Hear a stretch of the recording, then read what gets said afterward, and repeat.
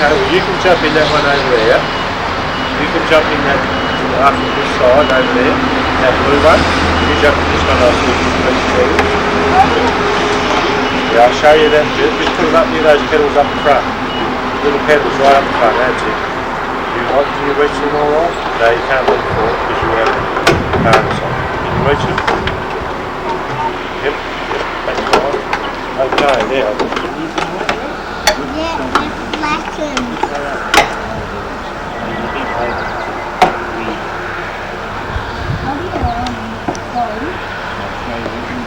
Okay. The one there is the accelerator. Right? You want the point steam, it's going to go. Right, push the water cell up, stop. Just have real hard stop. Today, That's knees bent forward. right down to the back. You've got to leave it now, but thank you, they're folded back.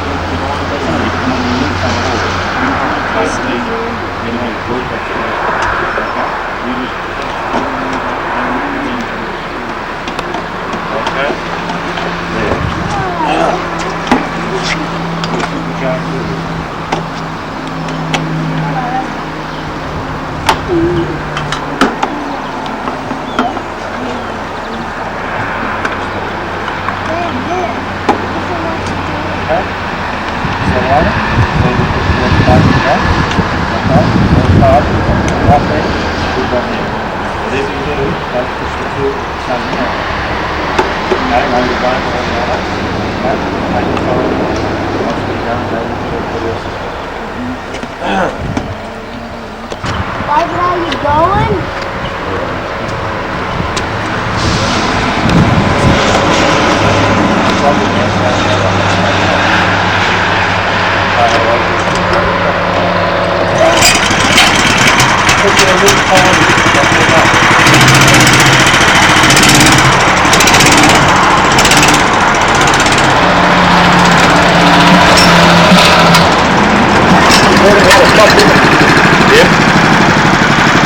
Certainly did.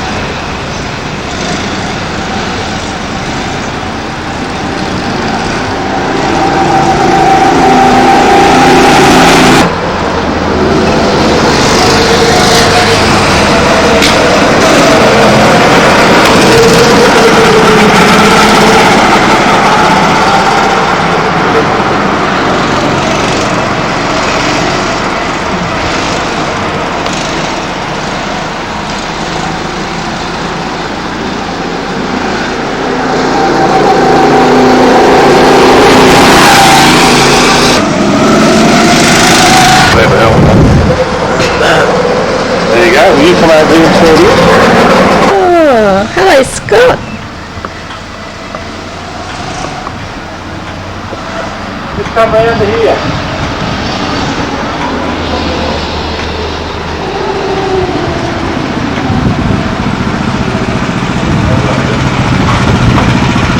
Just stop it.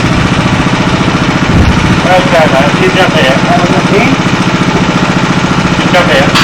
No, Okay, leave that off the deck. I'll give you my phone. Just watch the bell. Okay, you go and stand there, you stop, have to get your helmet on. Hello, Danny. Did you have a good fun?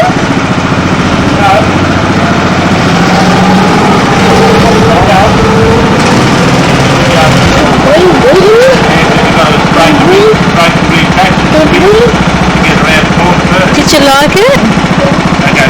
Did we win? Yeah, you were the fastest. Okay, you're right, you're right. You're right,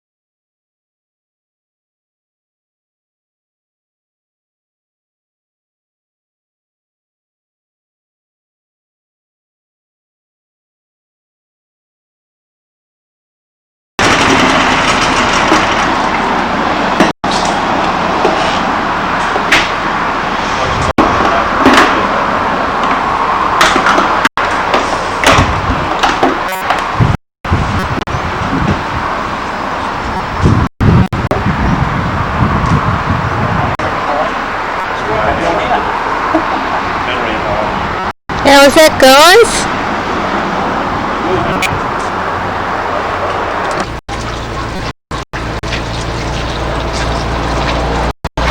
We are at the maze. First day in Tasmania. Dave's going to lead us through the maze. How fast he can get us through. There's the entrance. The little boys have got a head start. They, Louise? They've done it. They've done it? Yep. Okay. They're up there already. Okay, off you go, Dave. Lead us through.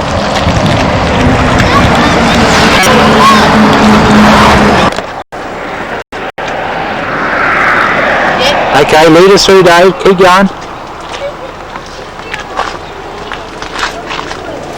He's Benji. Didn't want to come. Oh! Just start moving. Slow as that. Yep. Yep, here we go. Dave, round the eyes. Here he goes.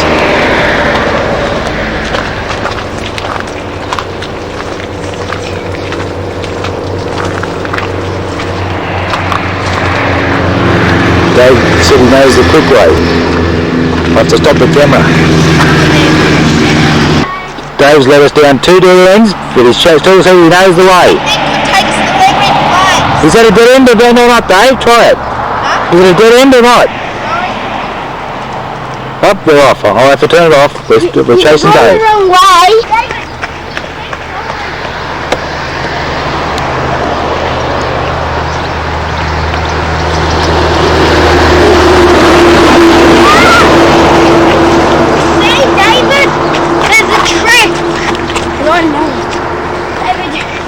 Run straight ahead,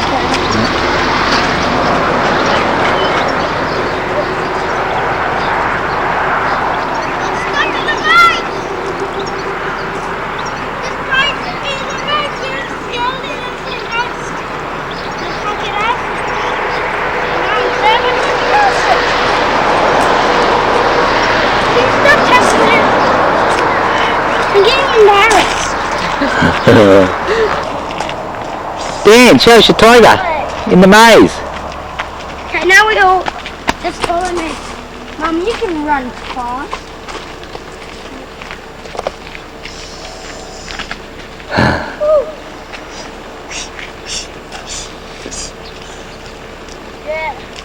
David's found the maze. About 8.5 minutes. Dan, Tassie tiger, we bought on the spirit of Tasmania, but we've got to find our way through this maze here somewhere, and I am lost at the moment.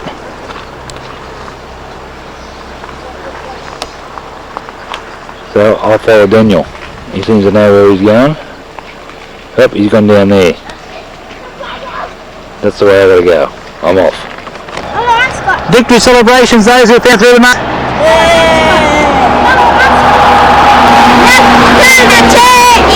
Okay, hang on, there's somebody in here who's trying to find their way through the maze. Who is it?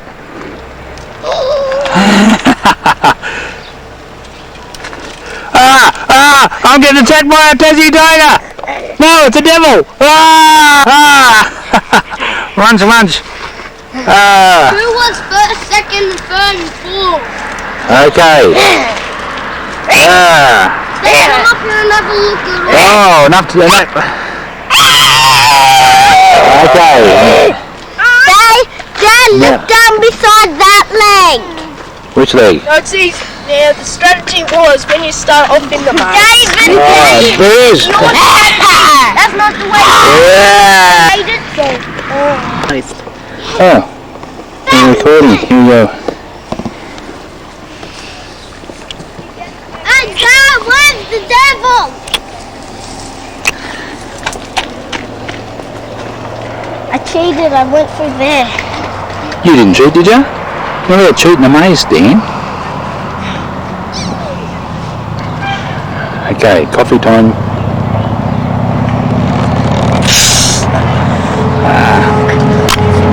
Hope that nice cup of coffee. Here we go. Let me. we're in a big forest. We're in Rectiga, now we're in Tasmania. You see all the maze there? Yeah, it's a big maze, this road. This is all of Tasmania on the highest hill in the world, called Michael Hill. Down there. Oh. Okay, can you finish down there waiting? Yeah. Daniel, who pushed ya? Go. Who started hitting Scott? Daniel! Okay, I think I should turn it off, don't you? Yeah, turn her off now then.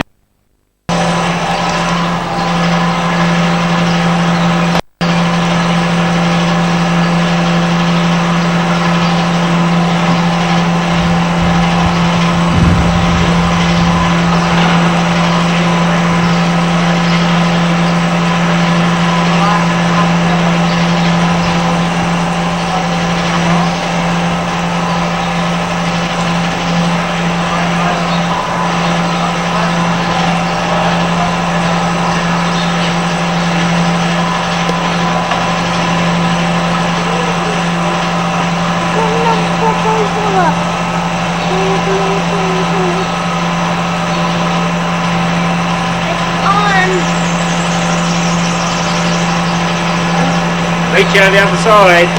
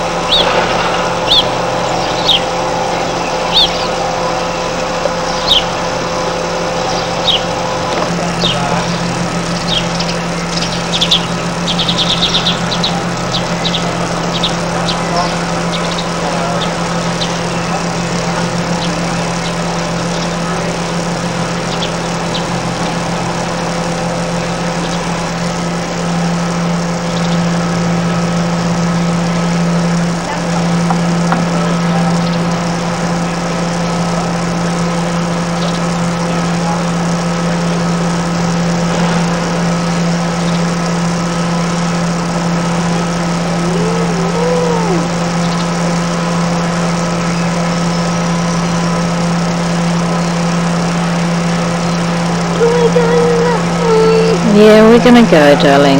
All the way across there with Daddy and Stephen.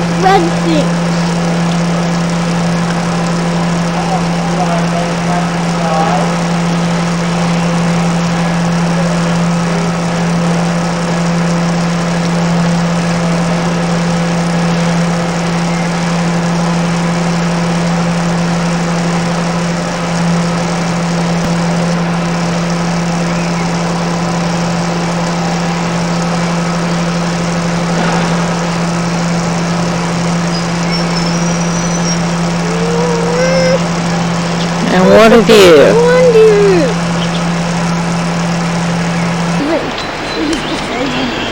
David feeding the peacocks.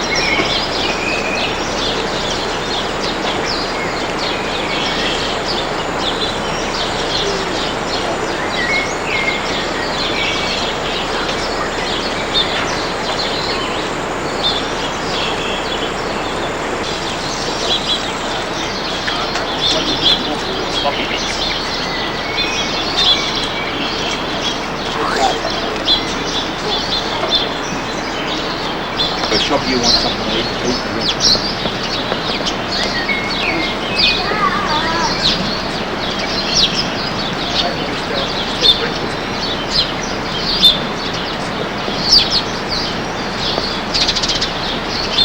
And this peacock, one of the peacocks was going like that.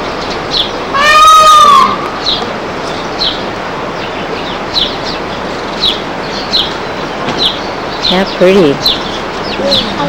Tell me about it. Show us your feathers.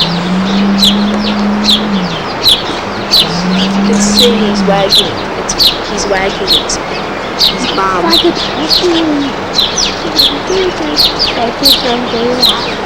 I want him to shake it.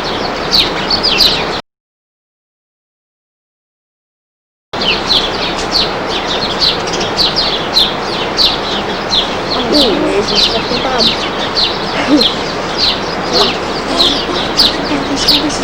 That'd be more fun than pooping.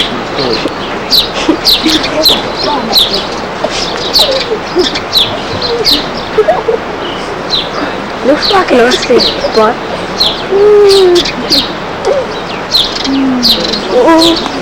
Mum, get his turn. Oh, Stephen.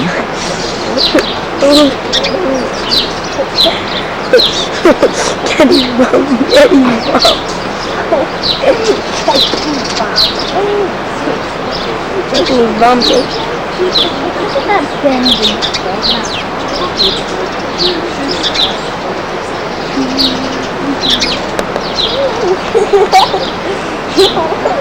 I think that's enough of peacocks. Pushing far enough. We can all get around the tree. You Hey, let go. Well,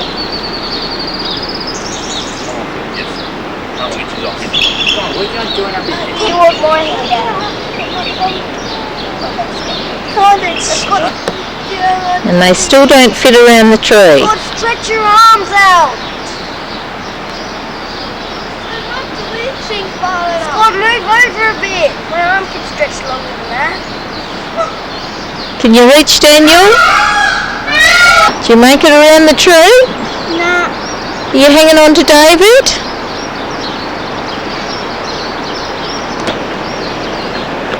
We need one more. What? Stop.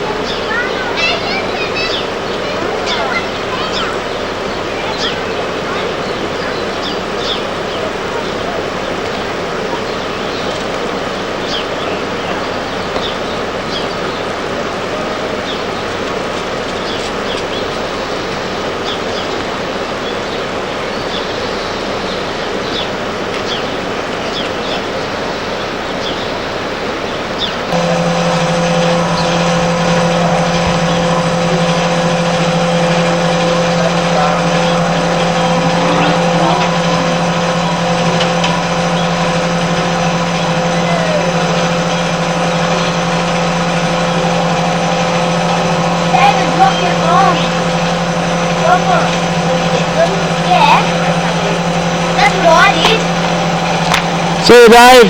See ya. Oh, get my phone. That's the thing. I'm gonna get my phone now. Oh. Dad, David's phone.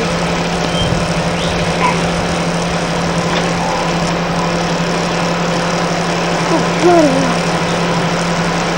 Sorry, Dad, this sword keeps falling down. The one that I said blood was pushing on.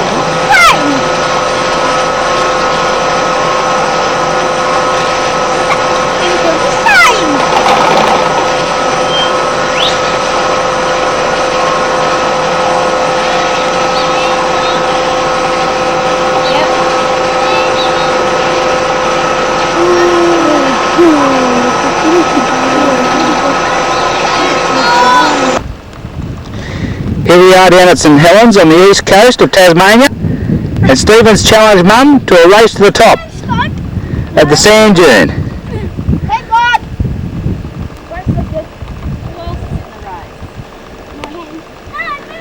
Dave's going to be the starter, aren't you? Who else are here?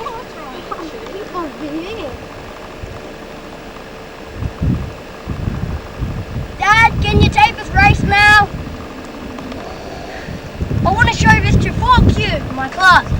Everybody in this world depends on my family. Okay. Stand to your marks. Get back here. Get ready. Go.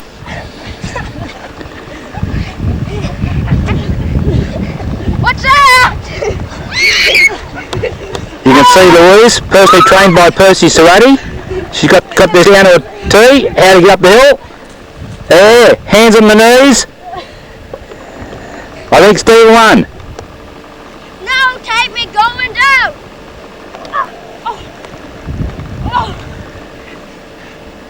Dad! We're right there! I've lost him. Yes. He's dead.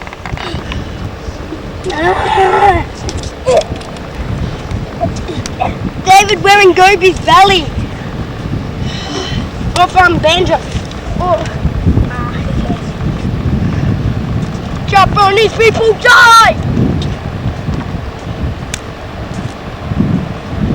Grab it!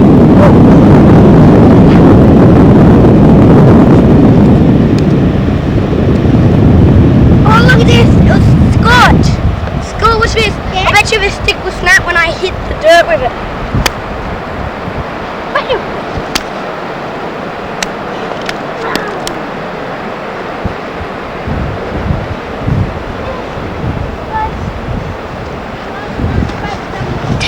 weather forecast will be sunny and fine. Tomorrow it will be rainy in Tasmania.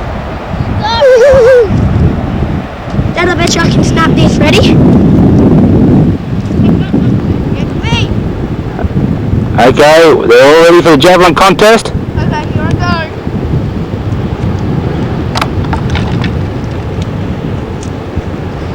Oh, Stevens was a whopper. You guys, Scott. Hang on. He goes, Roy.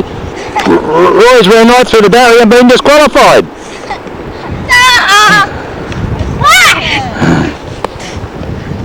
Where's the one I had? Dad, where's the one I had? Right down. Stephen is the champion. Yeah, he goes Louise. It's not Louise Kelly, it's Louise Hudson. As I said, trained personally by Percy Serrati. She's been up and down these dunes a million times. She's going to show us how to javelin now. Stephen, move out the way, you lose your head. Sure. Mrs. Pissy.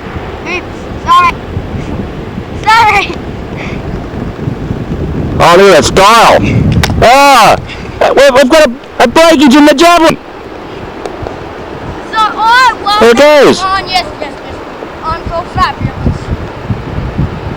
Oh, that's where I landed. She could be a winner with that throw. Hey! I'm gonna do it again. Good dance throw. Ready? Steve wants to have another throw. Go. He's the champion. Wow, that was a whopper. Now I chase her. Down there. That's mine. Okay.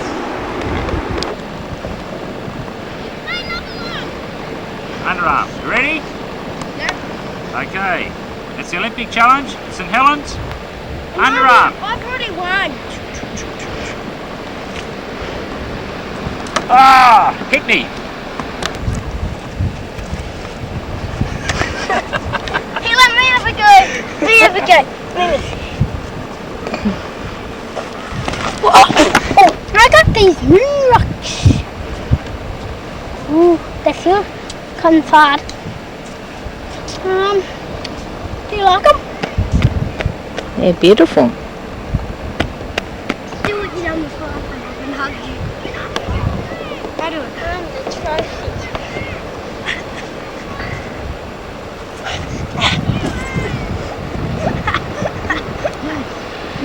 Trophy goes to Dad.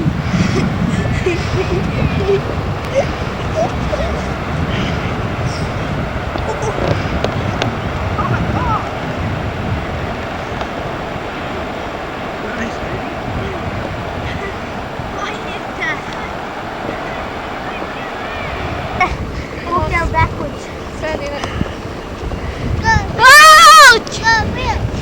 Alright, you ready? Look at him go. He's a champion. Got your balance? Wow! Stand up. Go, Will! Go, Will! Go, Will! Go, Will! Woo! Yeah, go, Will! You'll get going now, Give me Will. 5! Right, charge. I ran out. Right, bring it up to Do me. you want to watch me go down? I'm going to be racing Dad.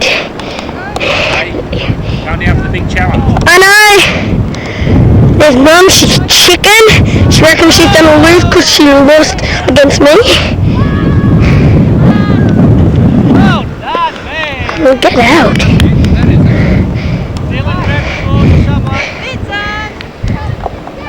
Pizza, get away. Pizza. Ellie. Okay. On your mark, get set, go!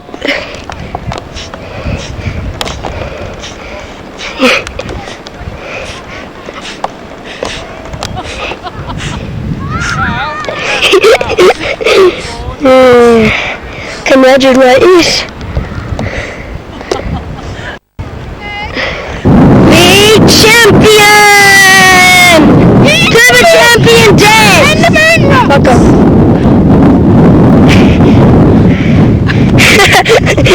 What do you got there, Roy?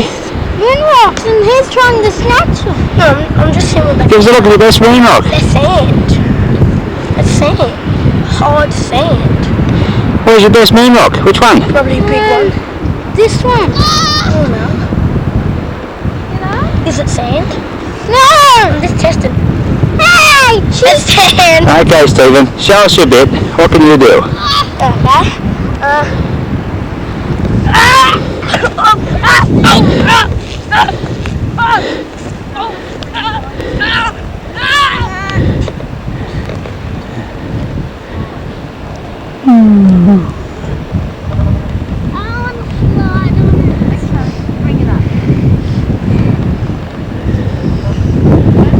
Mum, would you look after my moon rocks? Yeah, just leave them there. I'm okay.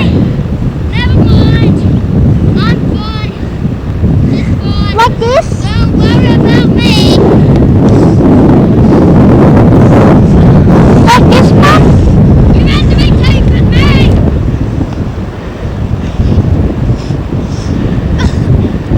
Life's got swimming.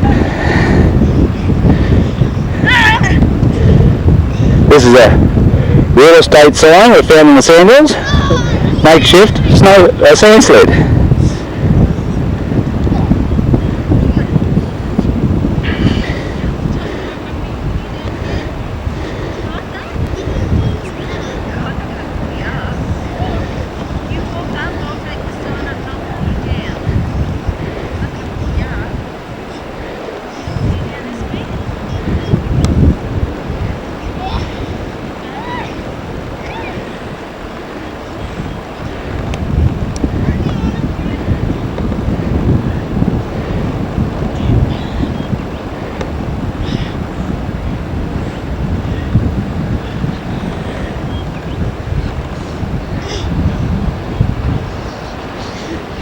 Here's David, sprinting to the top. I've lost him, here he is. Come on, Dave, to the top. Go! Put the spin in. Come on, Dave. To the top. Forward.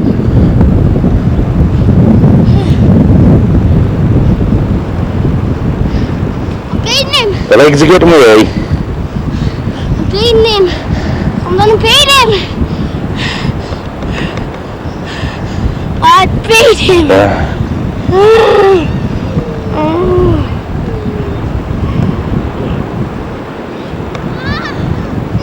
It's hard work. Ooh, I got sand in the pen. I got sand in the pen. Dad. Get set. Go.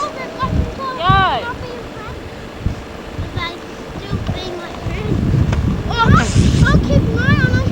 And I'll tell him, if I see you climbing down, I'll kick you back.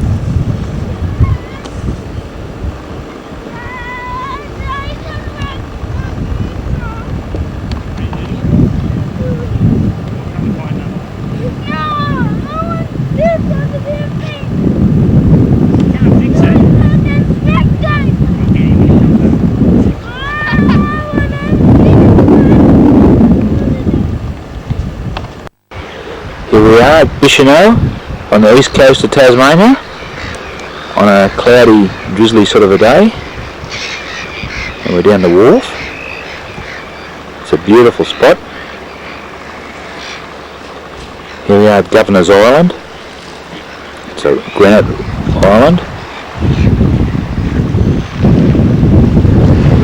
It's only a short swim over to the island. Here's Stevie Jones. Balancing trick.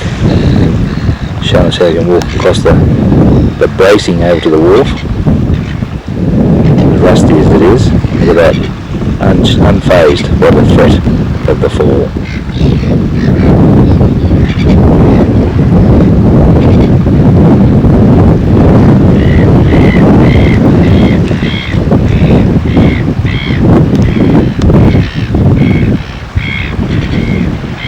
The boys last night went on the penguin tour.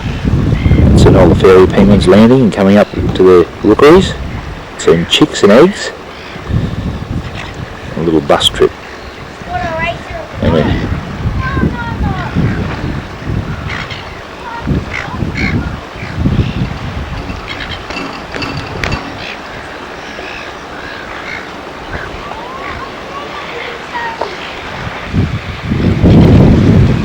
There's Roy showing you how to wear out the arse of your pants across the rusty steel RSJ.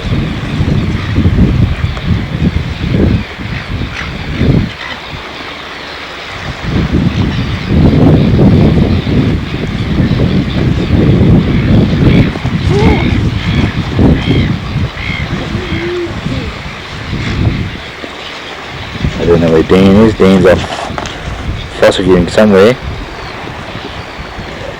Dave's here.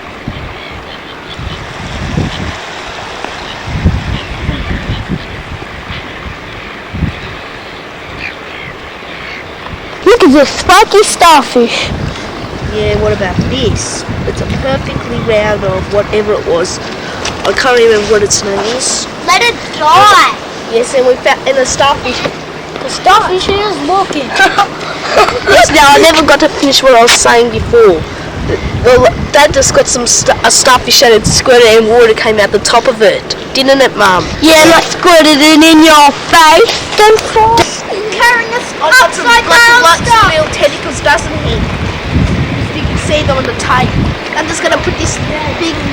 How many legs has it got? 11. 11? Odd number. Look at all them tentacles. You sure? Yes, I counted them before, didn't we, Mum?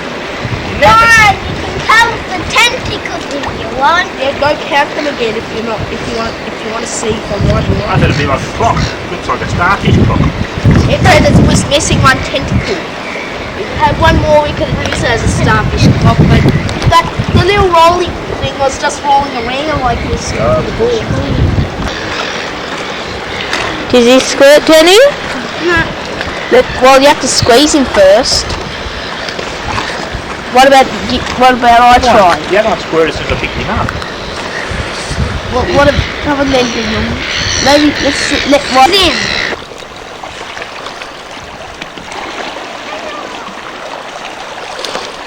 Where are we, Dale?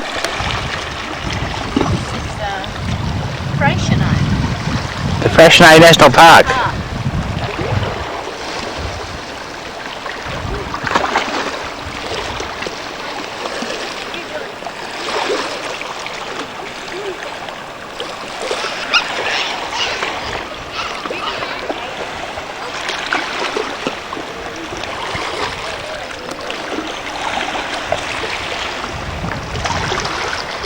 Trouble is, it's too bright and sunny to film.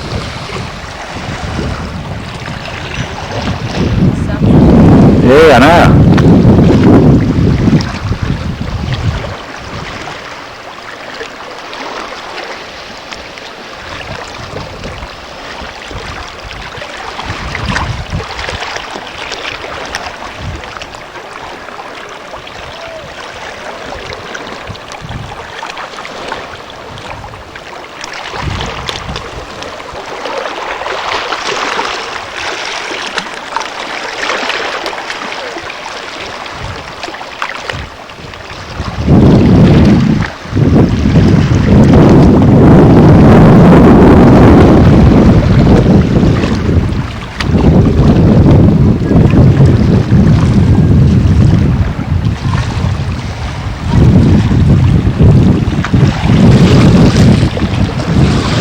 It's absolutely beautiful here. The trouble is, if I bring the camera down, I'm aiming it shining into the sun. But I was watching.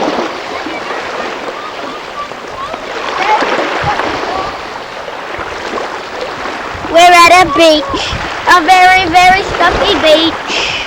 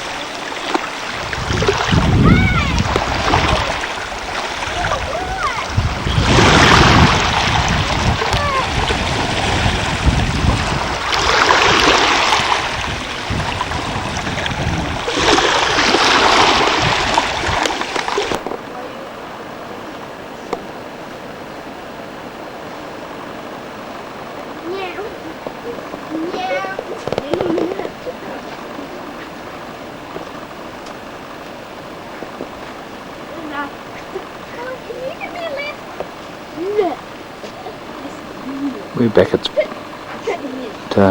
National Park down from Bassino. We're up near the lighthouse. There's a lot of work going on here with walkways and such.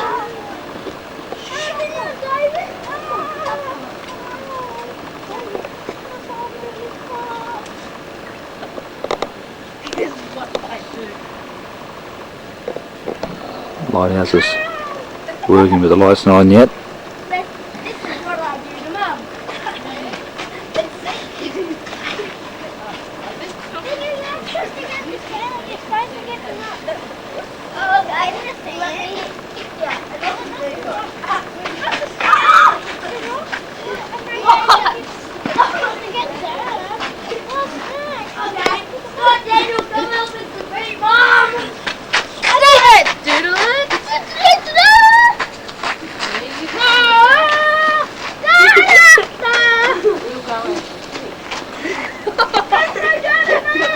Getting right near sunset, we're going to stay around and try to find some corals, but I think we'll put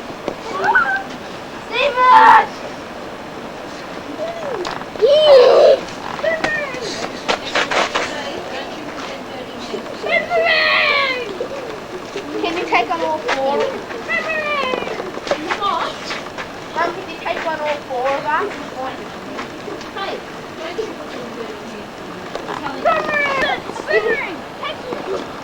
Who's actually coming? Daniel, don't you go there.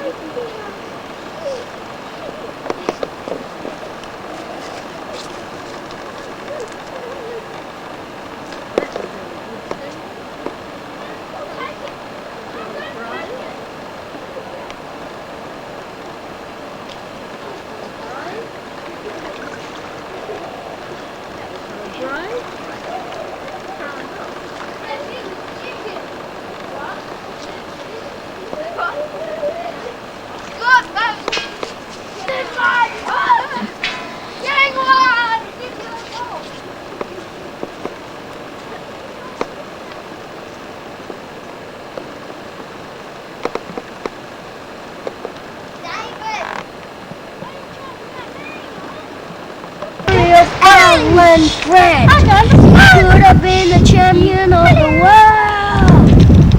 Daniel, teacher's gonna be, I'm gonna show this to my class. And my teacher's gonna go, woo. This is the story of Alan's bread. No, that's the story. Dad, Daniel's gonna push me off.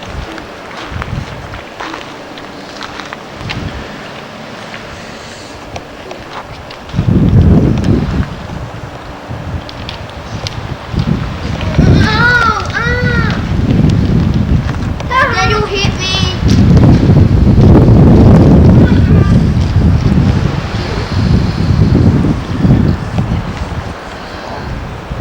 Daniel, you know what? There's still people spotting Tinder. Go out here. Got no better way.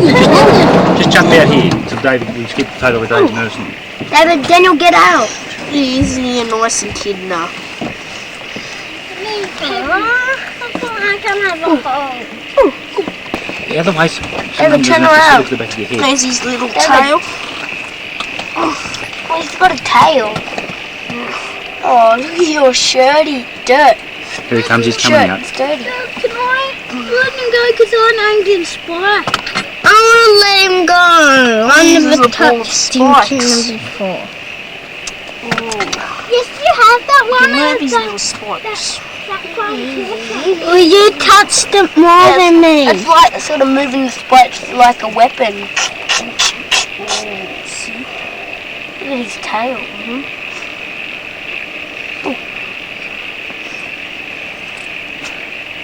I thought the spikes were just like what, weapons? Don't touch him. Daniel! We're trying to get that kid on the camera, not you. Yeah, isn't he cute with all those spikes and fur? Then don't put your hands in front of him. No, I'm just patting his head. Then you can hold him. See how the hell? He just poked his head out. Then you get it. Show me. I want to see his head. Oh, I can't see his head. I see his little paws. Daniel, move. It's not the tape's gone. Look at his paws. Oh, his hand. That's his defence mode, isn't it a beauty? Just like a little ball. Just puts his little legs up. Oh, let's see him walking on the ground. Put him down. They were just putting this big kid down, but he doesn't. But he's facing over that way. Oh, he wants to go. You'll dig straight in, Dave. You won't get him. Be able to pick him up. Come on. They dig their claws straight in. They're so strong.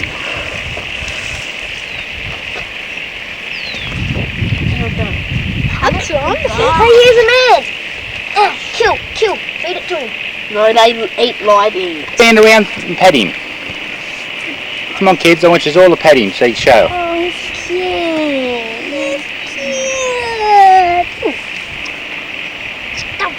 This is hiding in there. Let him go, and because there's all ants here. Yeah, but he'll find some other ants. Yeah.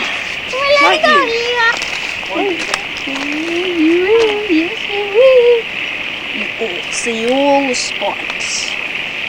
David, let him go now. Let him go. Come on, David, go. Okay.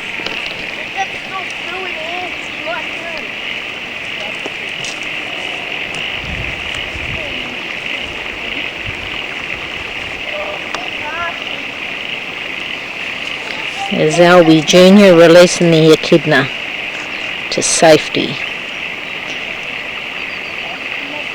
Just south of Swansea, down in Tasmania. On our way to Hobart. That'll do. Okay.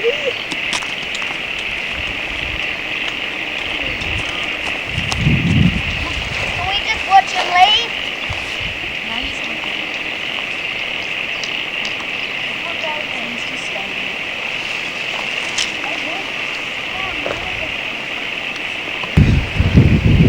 Spikes on David's hands after picking up the echidna. I picked him up. Don't. Scott, get out of the way.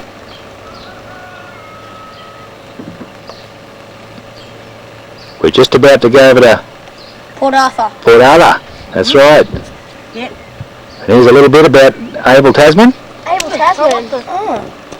This moment was I could buy the This monument was erected by the government of Tasmania in 1942 to commemorate the 10th centenary of the discovery of this island in 1642 by Honor Abel James. James Tasman. Ship's boats commanded by pilot Mayor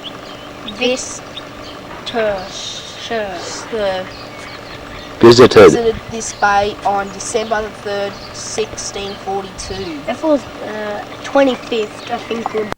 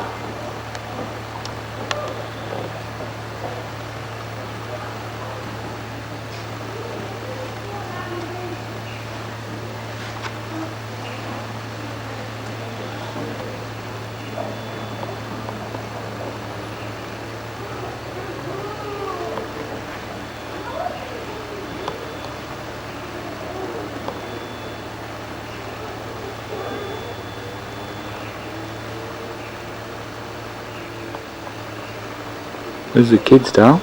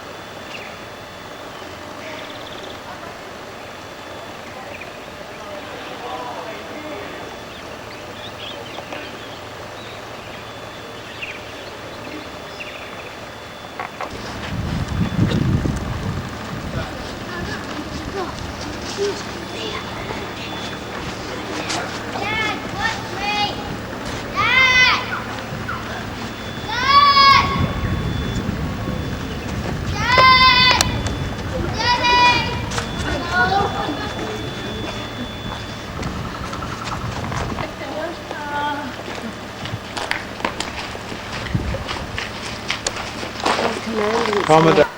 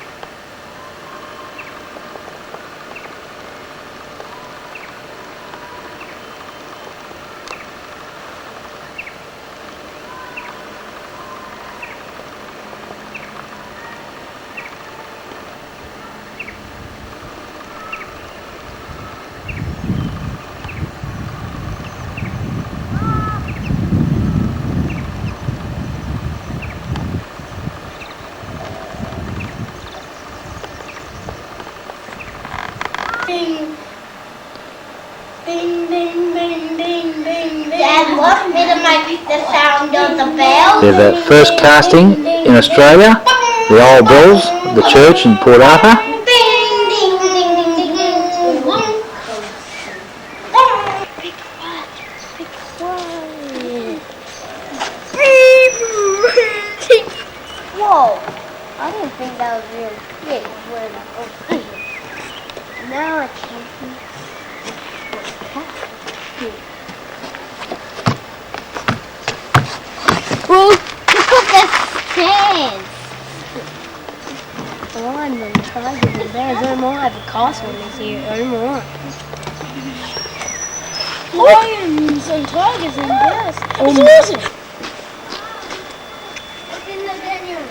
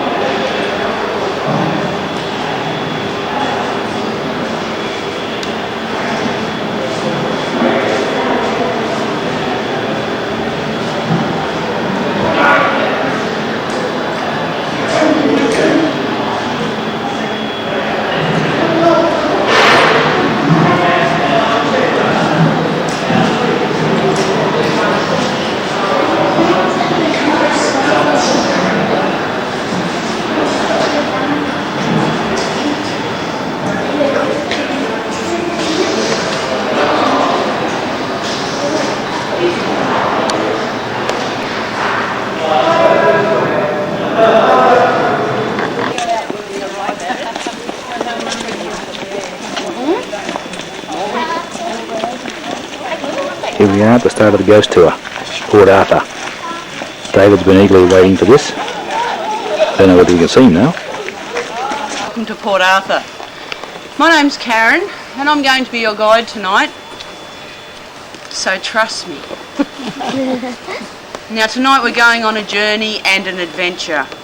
It'll be a journey as we travel around the settlement. The paths are rough, the stairs are narrow. I'd like you to keep up with the light and stay with the group. Please don't leave the group. If you do leave the group, let me know that you're going. Otherwise, when I get back, if I don't come back with all of you, they'll send me out looking for you. And there's nothing worse than running around here in the dark looking for someone who's not really there. I hope you don't walk too fast. An adventure. And it'll be an adventure for your mind. Whether you believe in ghosts or not, tonight you just might be surprised. For those of you who don't know the history of Port Arthur, it was established as a convict settlement for second-time offenders. Those who had committed a crime in the British Empire were transported out to the Australian colonies, and when they recommitted a crime, they were sent to a place like this, Port Arthur. It was known as Hell on Earth, and misery of the deepest dye survived here. It operated for a total of 47 years. 47 long, hard years. In fact, too hard for some who remain with us today. They say that ghosts return to places where feelings are highly charged with unresolved grievances. They break through into the present and are then folded back into the past, only to return over and over again. Now I'm going to need 3 brave lantern bearers to help us light the way tonight. I need someone up the front. Excellent. Thank you very much. I can't let you guys carry one because they get really hot.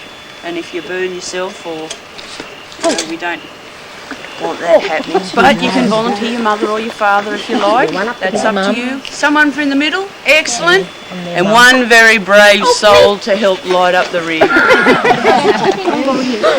And make sure we don't lose anyone along the way. I want you to take a look at the lady we've got as the last lantern bearer tonight. Please make sure we don't lose her along the way. Are you brave? No. Yeah? How brave? Let's go. Harry. Mum got a I'll get Mum to Everything's black with the darkness. Come across a school group of somebody.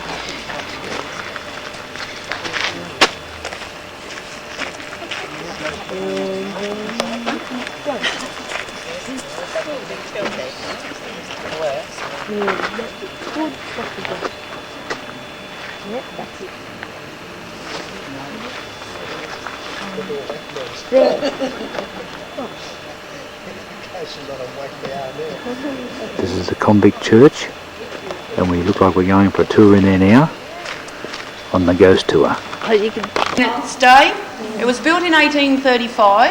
It had a big wooden shingled roof. The front column had a 30-metre spire that stretched up into the sky, a two-faced chiming clock and 8 peal of bells.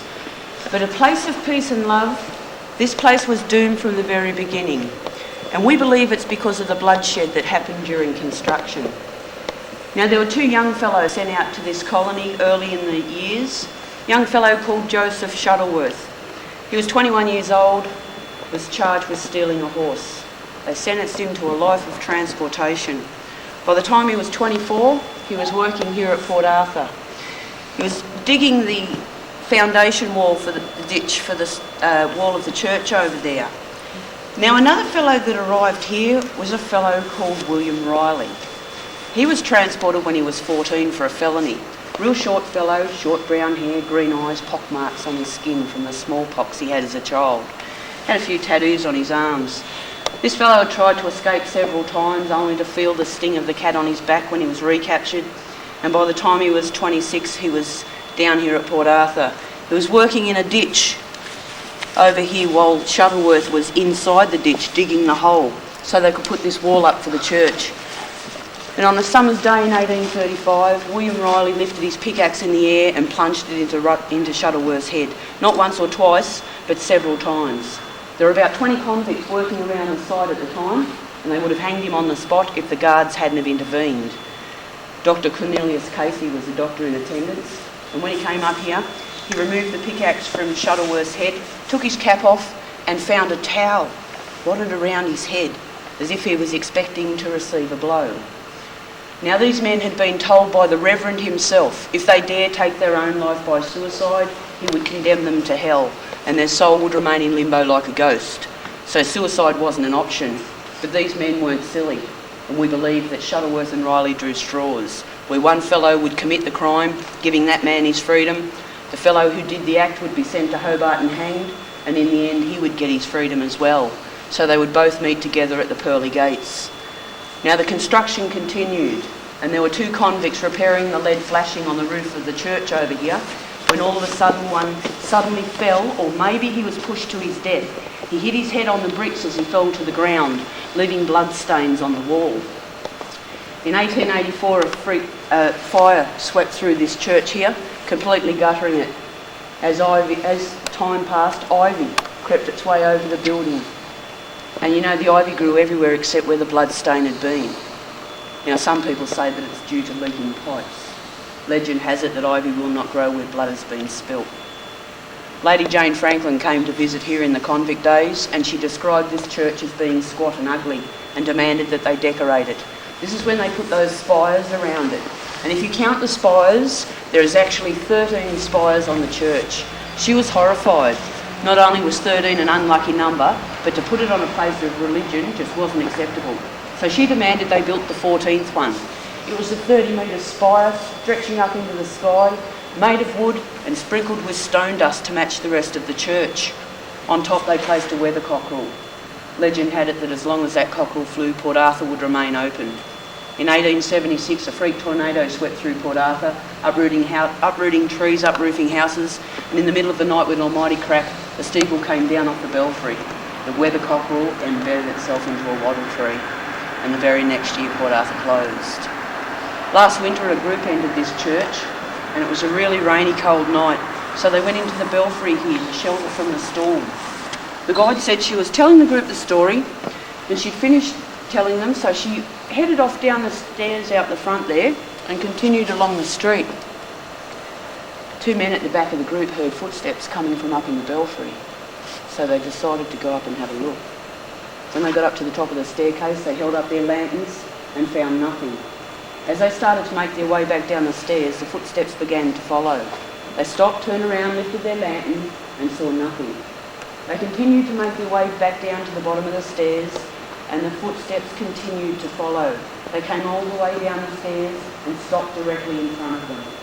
They ran to catch up with the group. So just remember, don't fall for it. Let's continue. I'll take it along with you, Dave. What house is this, Dave? Did she say? I can't remember. It started with P, but she said it's the top 10 haunted houses in Australia. Yeah. And if you want to know something, when I was in that house, I felt like I had something pushing in against my chest. Did you? Yeah. I didn't get much at the quarantine station. I had some things earlier today. Someone saw flashing lights when we were in there, eh? Yeah. Yep. Must have been another group out here. We're always looking for a logical explanation. Sometimes we find using here with it. It would have been really hard as a child growing up here at Port Arthur, watching what was going on, the punishment that was happening to these people, how poor they were, no milk, no butter, no fresh fruit. Life was really hard. Death was part of life in these days as well, and they would lose their brothers, they would lose their sisters, and quite often a lot of their friends. When this was used as a Hotel Arthur, a lady and her husband were sleeping upstairs in one of the rooms when she was awoken in the middle of the night by a tapping sound on the window. She looked across at the window and there was a little girl with blonde curly hair looking in at her. She had a white frilly nightgown on. The lady got up out of bed and went over to take a look. When she got to the window, the girl disappeared. Now she thought she was just dreaming, so she went back to bed. Not long passed and the tapping noise started again. The lady looked across and there was the little girl. Well, she elbowed her husband in the ribs and said, "Get out of bed and go and have a look. There's a little kid on the roof." He got up and he went over to the window and lifted it up, and there was nothing there. Now his wife was insistent. She had seen a child on the roof and she was worried about the little girl. So she sent her husband outside to take a look. He came downstairs and went out on the front veranda, looked around, couldn't find any footprints, no pieces of rope, no boxes, no ladder, no nothing to enable a child to get onto the roof, and no children. A group left here one evening, and a lady said there was a little girl with blonde hair at the back of the group, and she said to her, "Come on love, come and catch up with the group, we're leaving now."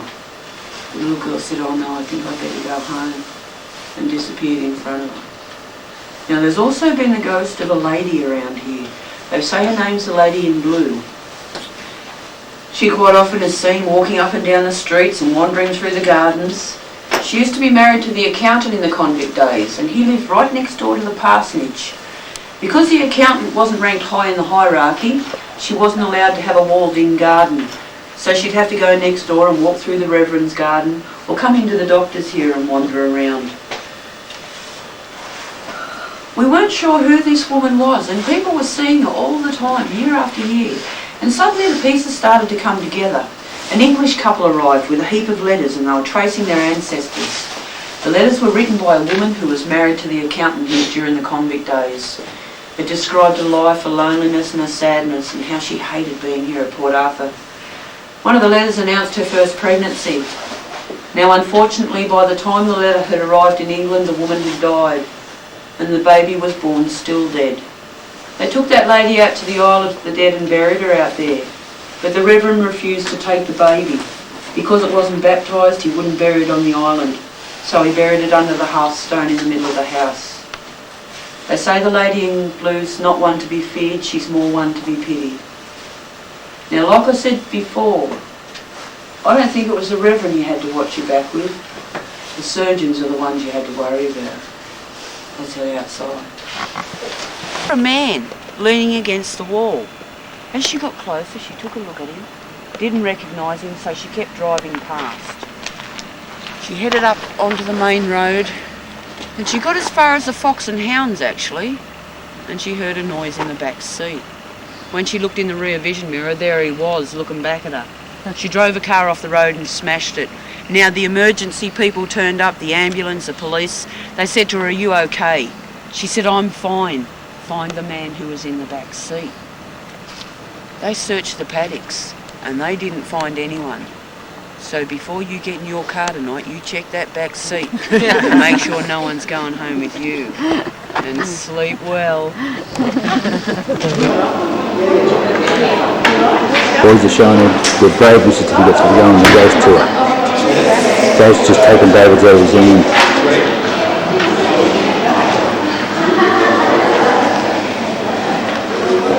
Stephen wins the whole way. He's down with his bravery certificate. There he is.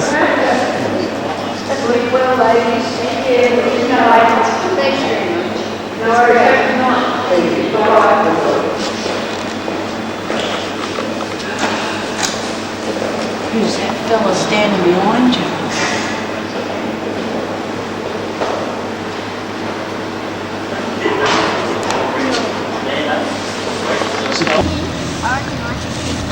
Here's the boys in their new jackets. Hey Roy and Stephen. Give us a look at the front of your jacket, Stevie. Let me have a read of the label. That's it. Look at that. Stop still. Guess what that says? Tasmania. No. Oh, Tasmania just there. Cadbury. Cadbury's. You know why? You've been in the Cadbury factory. We're in front of the Cadbury's factory, all the way down in Tasmania. Cadbury up there, see? And the boys have got big bags of chocolates here. They've bought from the Cadbury shop. Here's one. And one's in they're pulling out of their pockets they got from the tour. And along the way we found a lot of little Here we are at Mr. Cadbury's factory. little Turkish delights. And here's the chocolate that we got.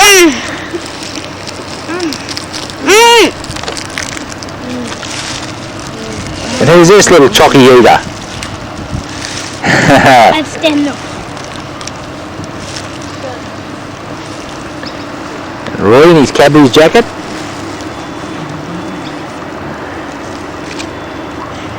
His brand new jacket. And we're in Tasmania. And we're in Tasmania. And David whipping a Turkish delight in between the lips.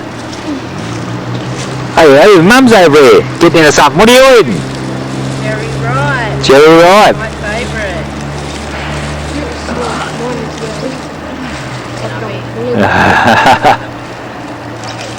Hey, Doc, British frog. Daniel. Daniel's throwing his chocolates all over the place here. There'll be a chocolate scramble. Okay. I got this one. Oh, there's no chocolate in that. And we've got boxes over there, big boxes of chocolates. Mum's gone in the Cadbury supermarket, getting all the on special ones, and didn't buy any out of date. Scramble. Well, we better get them all out of the sun before they melt. David, I got a chocolate. Back them into the car. It's a beautiful There's number chocolate. afternoon here.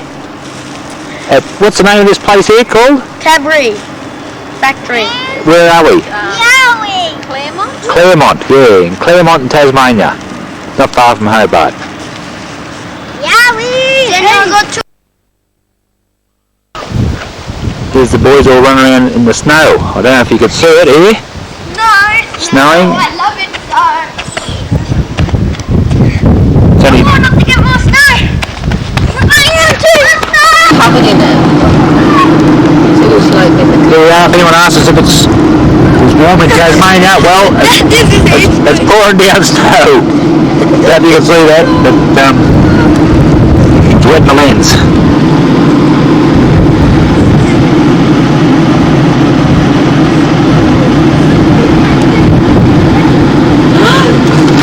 Get off the road, get off the road! Get off the road! Get Hey, Tom! Daniel, don't go out there! Daniel! Living snowfield!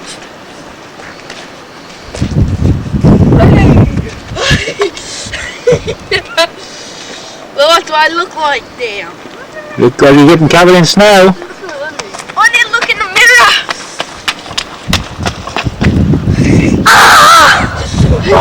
I'm terrible. Beanie. The big snow! Look at my t-shirt. Do you want a beanie? Do you want a beanie? Snowy. What a big snow!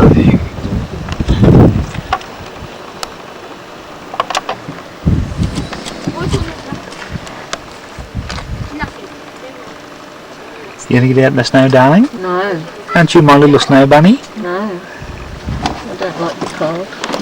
Don't you like the cold? Here's the wheeze. Come on, my snow bunny. Come out in the snow. Come on, out in the snow. Put it on the snow. Snow bunny's here. She doesn't want to get in the snow. Too cold, she says. Wind your window up. The kids aren't fazed by it though. Slowed up a bit now, I think.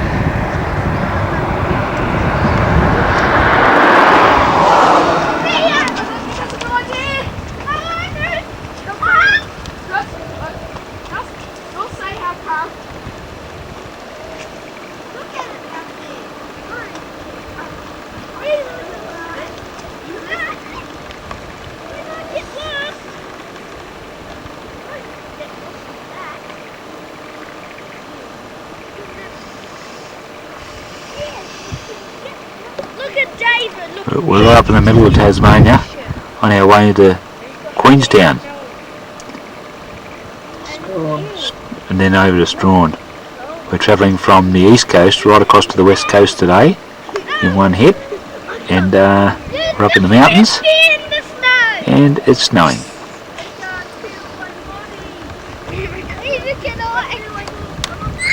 Been the highlight of today. Apart from that, all we've seen is windy roads and mountains and trees.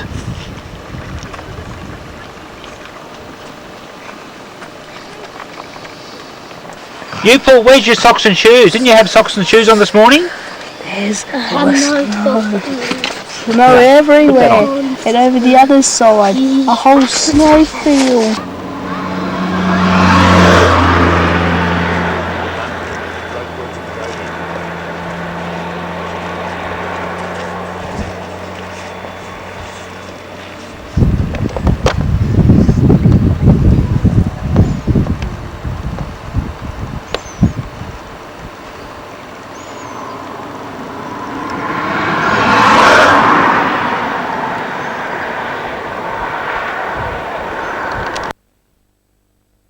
If I wait long enough, it'll take forever. I should get enough snow.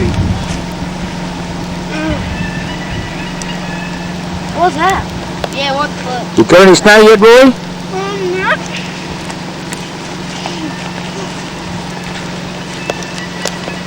What about you, Dan? You picked any up?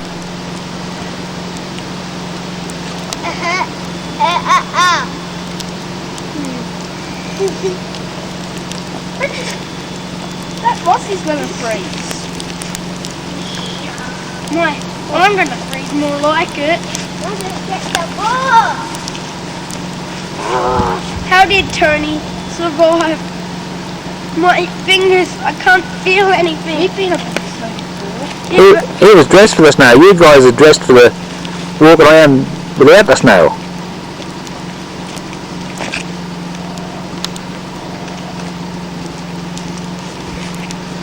Yes. No, filled up the camera. Okay, Mum says it's time to get back in. Okay.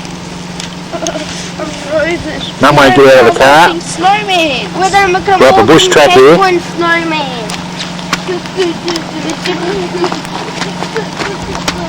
Daniel decided he wanted to wee, so we come up the bush track and it started to snow on us. Have you had your squirt yet, Dan? Huh? You had a squirt yet? A squirt? Yeah, wee. Yes. Okay.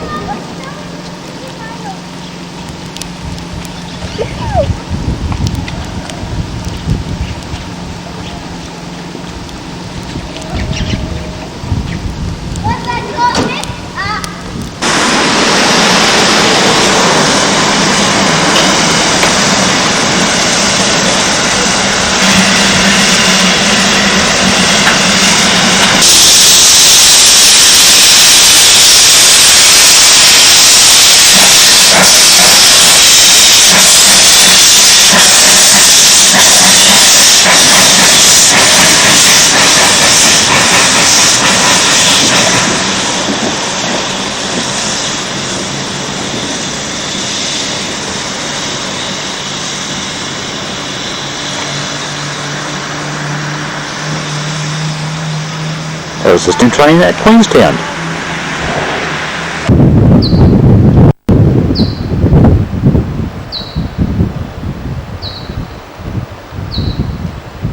We're down in Strawn on the west coast and we're just looking at this all like fishermen's huts. I'll show you in a minute.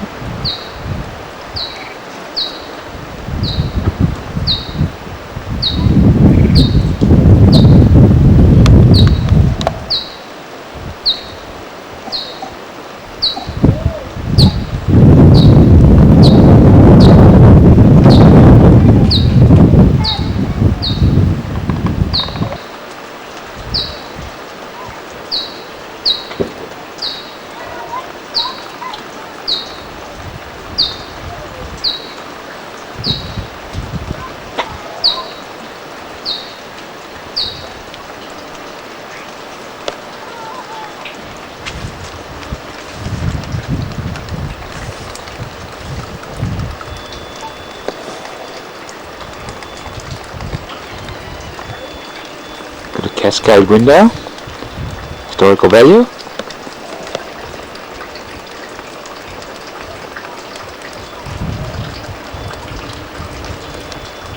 The boys and the kids would love to live here. I'll show you the picture of the dunny here.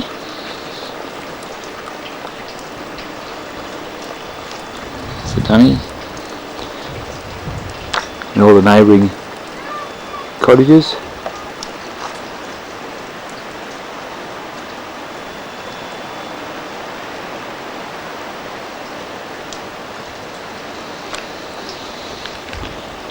And they have a view out over the harbour, of course, water views.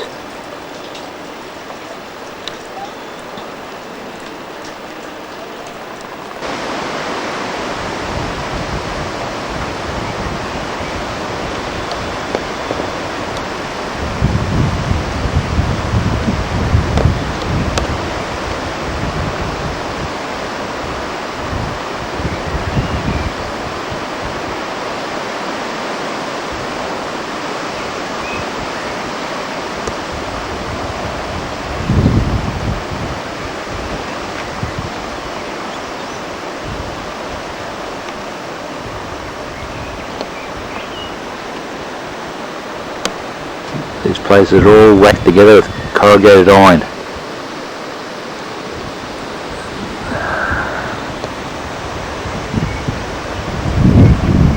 There's a little harbour down through there. It's a lot of little boats, but a bit hard to see through the trees.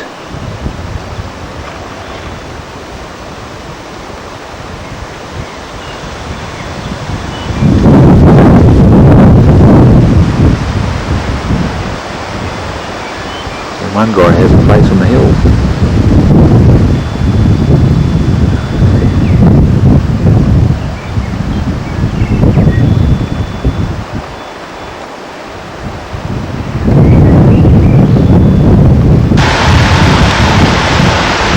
redoing the railway line, historical railway line, that goes from Strawn right through to Queen's Town, and but it's not open yet, so we couldn't take this historical line.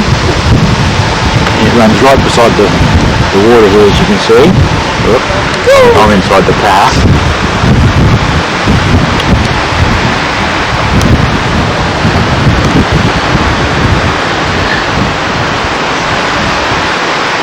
And all that work on this railway line at the moment. Here we are following the historical railway line along.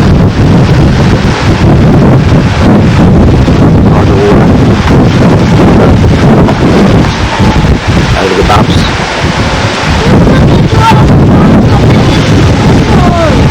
Get your face of it.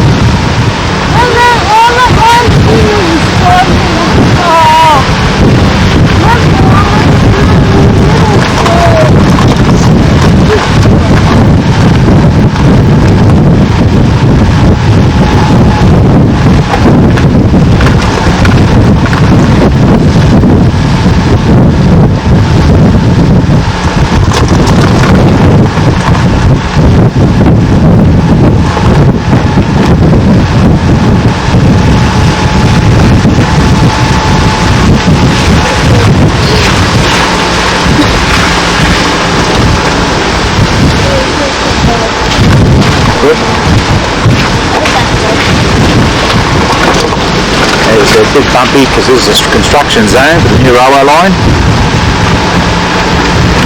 and we're about a year too early for this. So when we come back next time, Stephen says we're not coming back here ever. Not when I'm paying for it in here.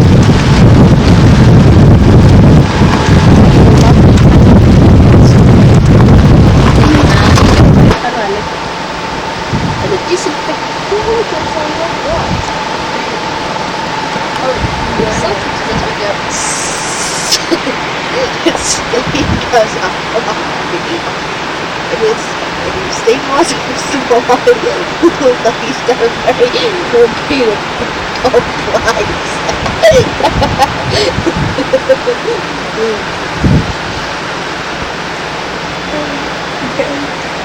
Do I?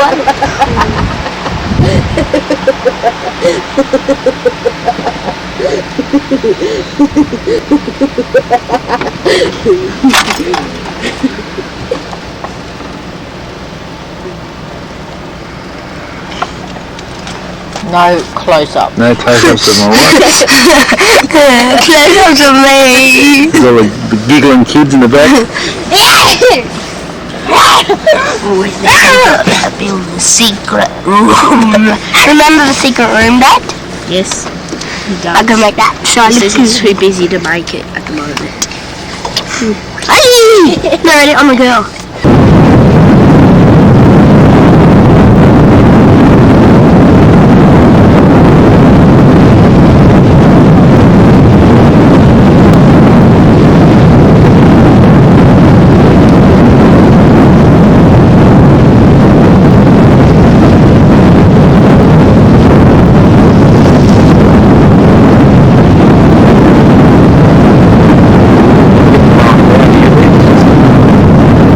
Shaking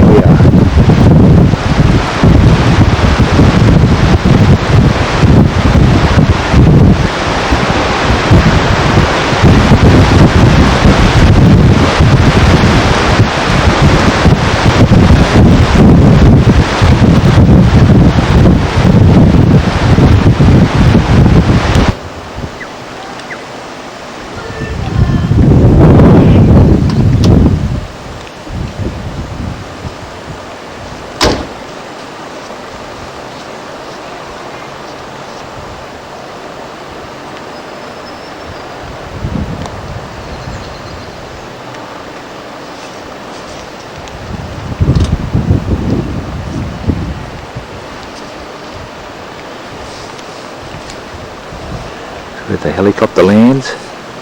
He's over in the shore at the moment. A floating helipad.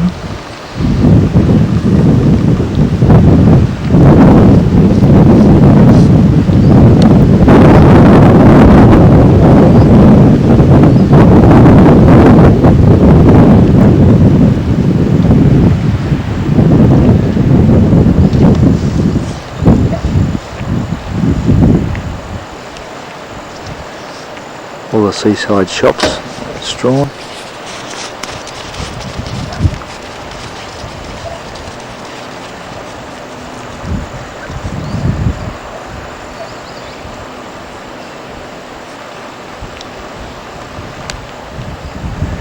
That's a tourist information centre there. And one of my kids there, Dan, couldn't resist it to get out of the car.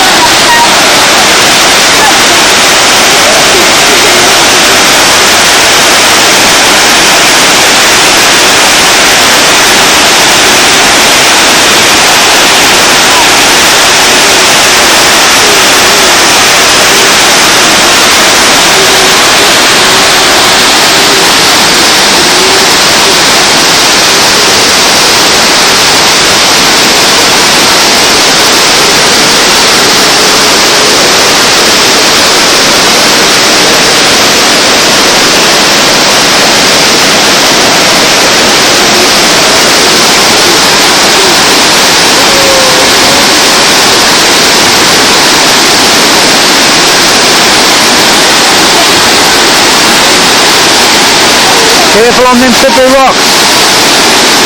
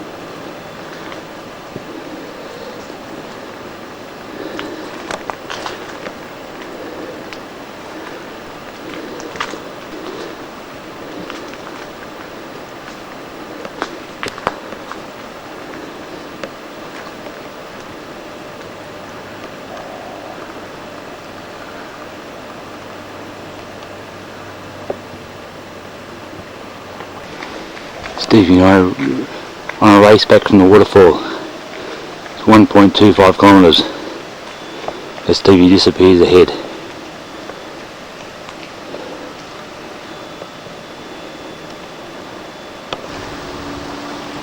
Philosophy of life. The old dies and the new lives on.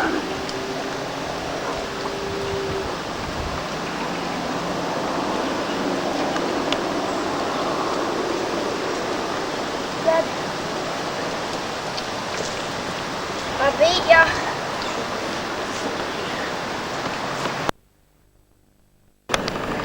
We're on the west coast in the sand dunes in Strawn.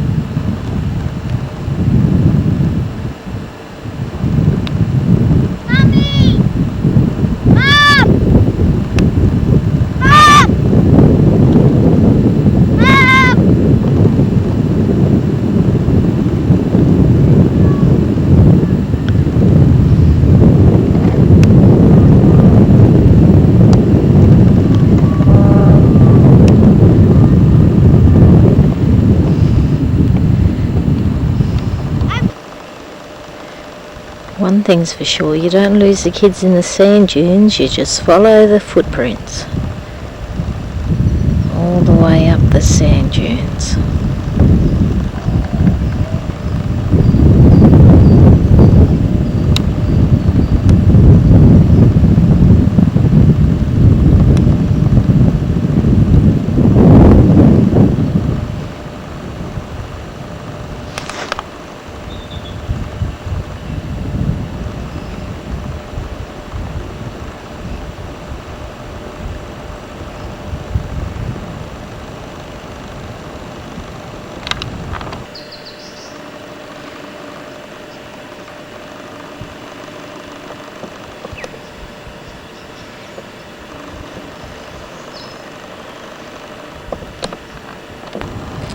There's Mike coming back with all the kids.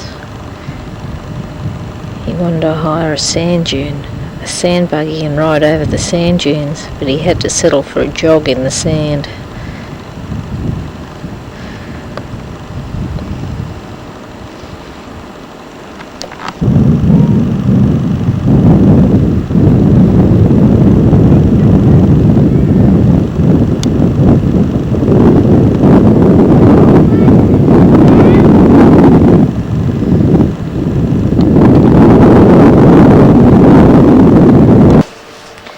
Just arrived in Cradle Mountain and spotted our first little potteroo. Isn't he a beauty?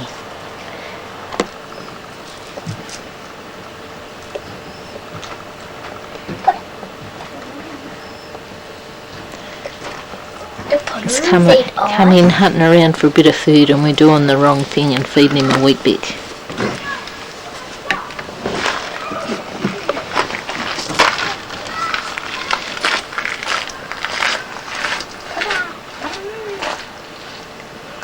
Isn't he a beauty, Daniel? He is so beautiful.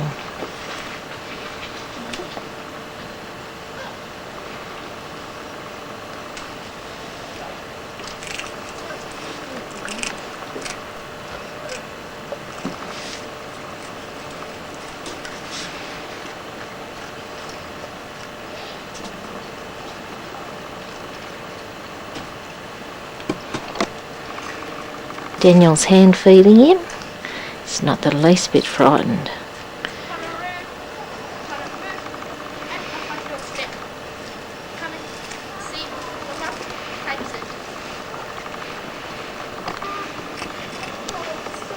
Like a possum and a kangaroo.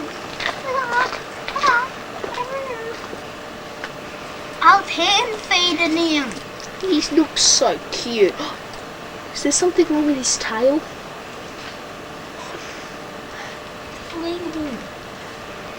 Are you sure he hasn't lost some of his tail, Daniel?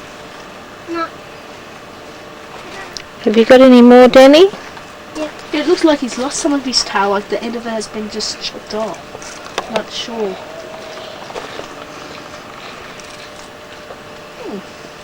You like Weet-Bix, huh?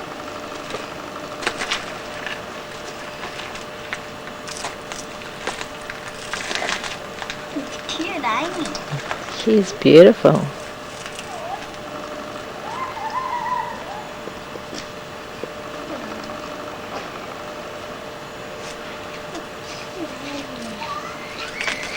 It's a tiny kangaroo.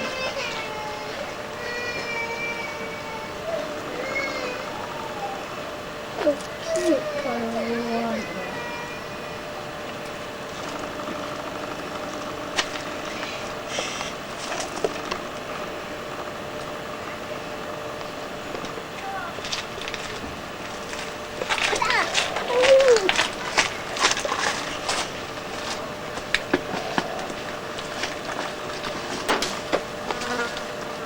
Do you think he sort of looks like a possum and a kangaroo?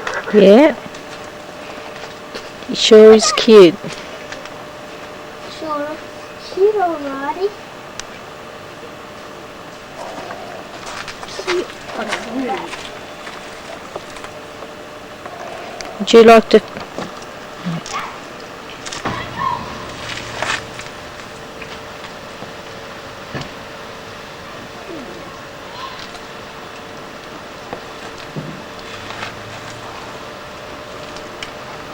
What is that? Seems to be enjoying it. It's hot.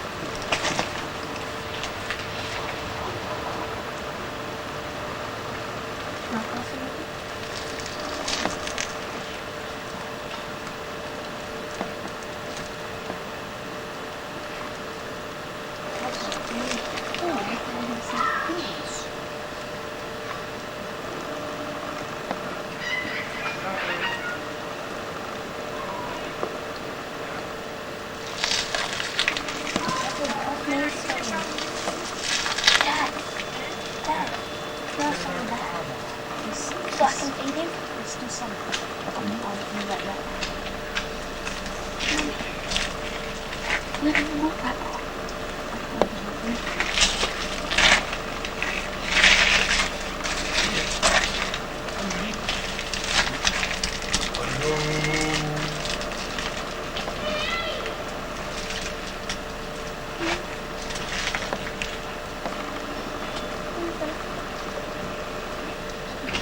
Just go over a bit closer. Just one at a time. Up. Up his head enough.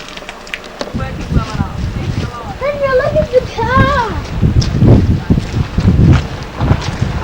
You have little car.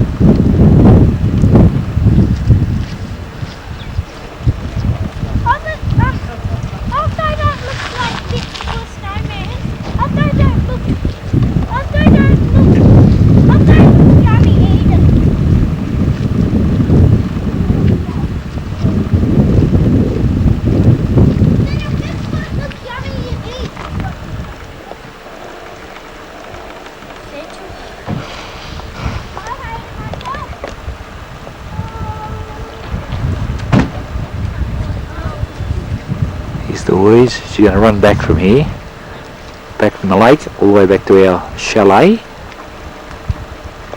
past the Potoroos.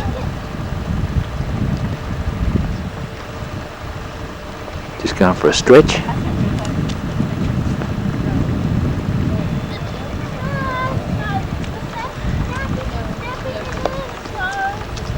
Up a Cradle Mountain.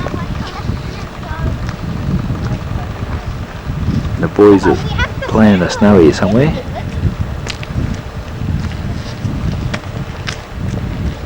It's absolutely beautiful up here.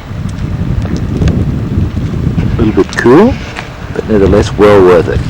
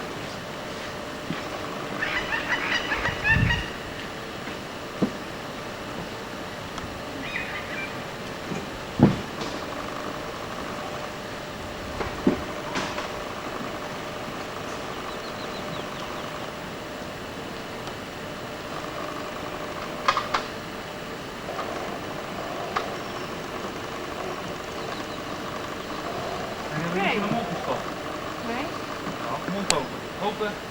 Ah. Open.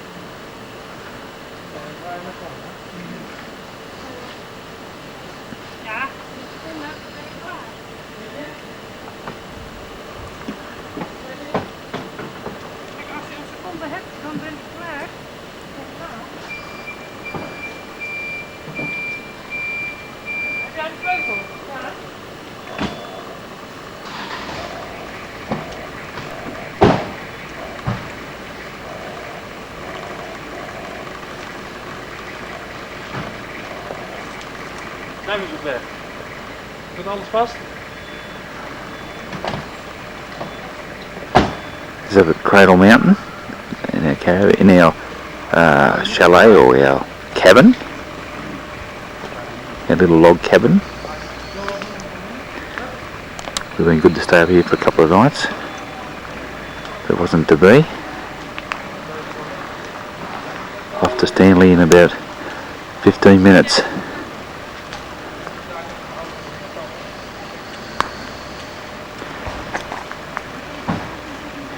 They're all set in amongst the bushes. When we pulled in here yesterday, there was all snow melting, and there's still some on the rooftops here. I'll show you on the amenities. I'll just walk over here a little bit to show you.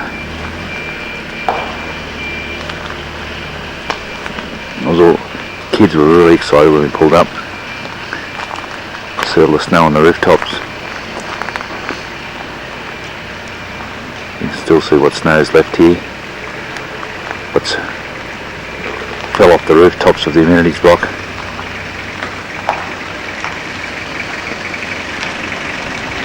There's David just wandering around over there, I think.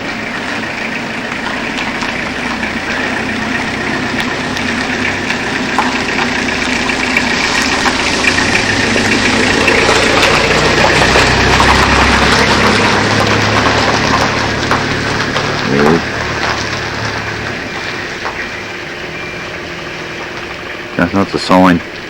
Oh, David, there he is. He's there. They like it, everyone around there. You can see David's got his hair done really well.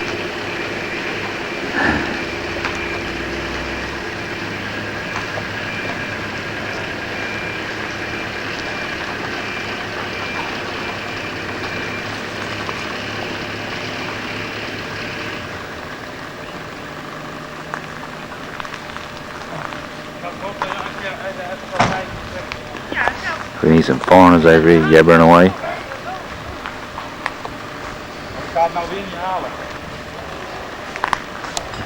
And all we're doing as the rangers always tell us not to. Don't feed the wild animals.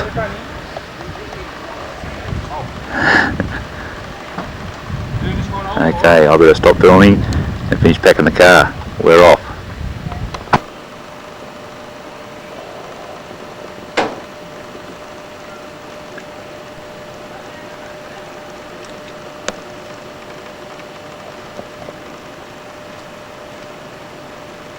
Doesn't it look good? Louise's hand holding that Tasmanian pear and the little potteroo hanging on.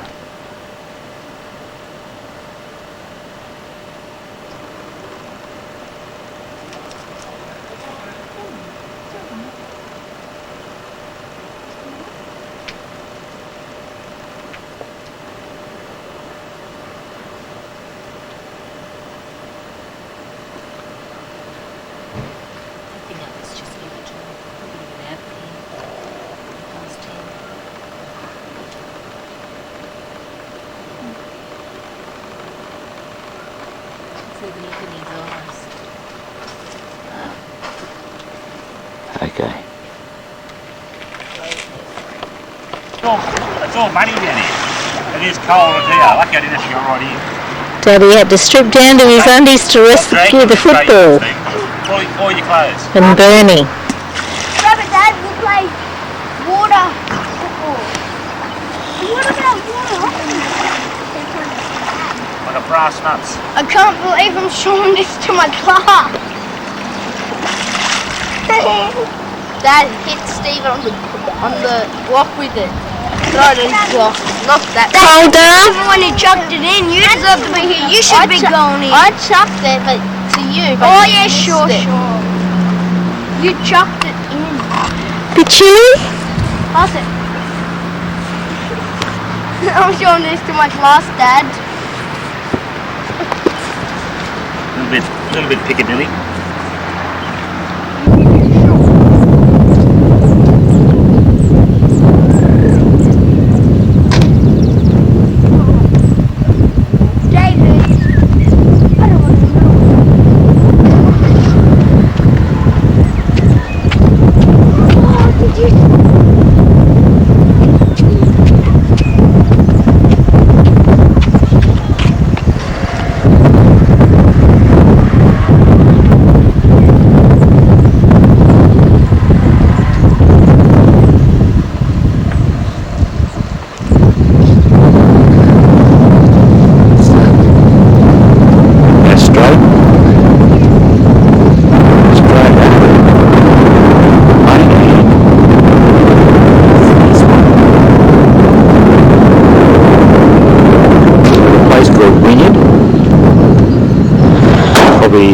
A suburb of Burnie City. There's the lighthouse there.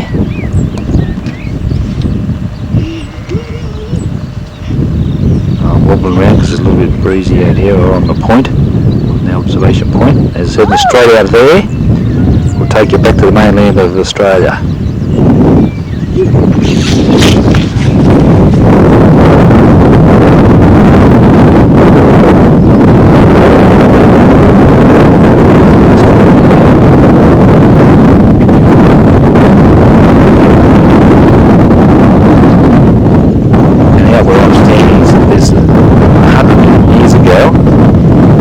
A volcano. And all around here, at the beach side, millions of fossils embedded in the volcanic rock. Lava flows down there. Checked all them out.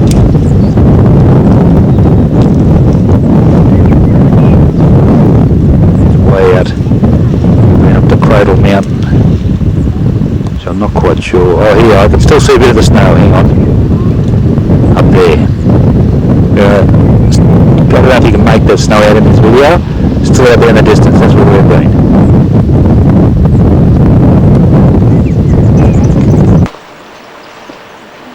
No. Look at this. They're not kissing though. Oh, look at that. Oh. Look in the water.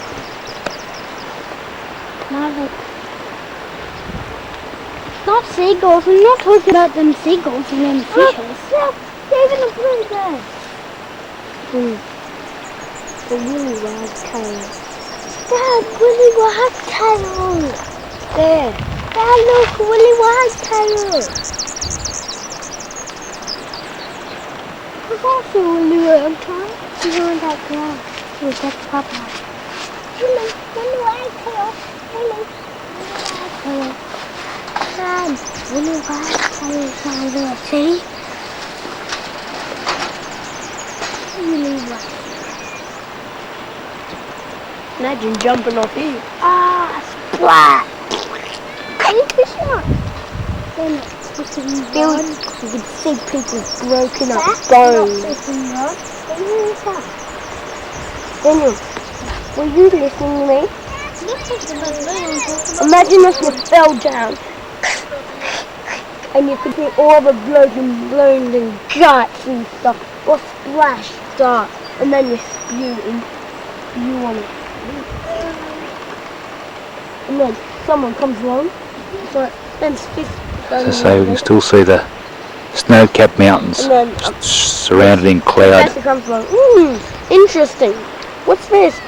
It looks like a little one. Well, enough of this. We're on to Stanley now. So we can see that there's the cliffs that are full of fossils. Stephen had a ball down there hunting for all the fossils. Oh, dude. We'll park just down there, You better get that out of otherwise you can get off the Port Stanley.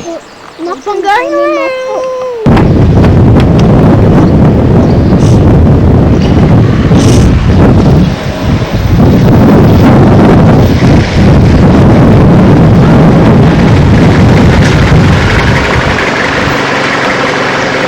Still got the old wooden phone boxes, Stanley. Look at this.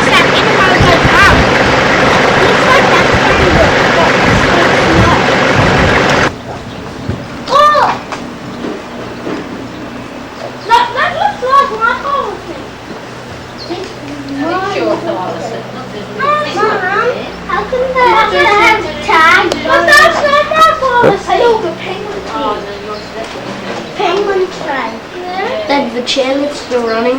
Yeah, we're going up there.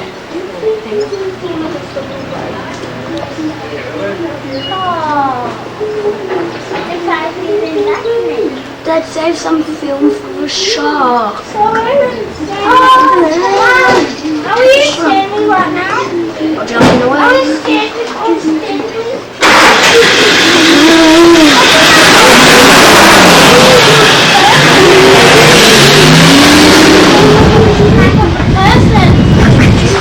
Tell Dad to stop and take the shark. They just Okay, let's go. yeah, let's take the shark. Show you something.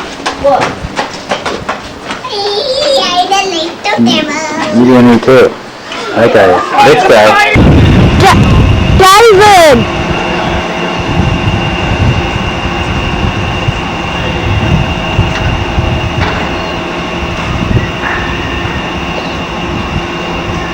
We're going up to the nut at Stanley.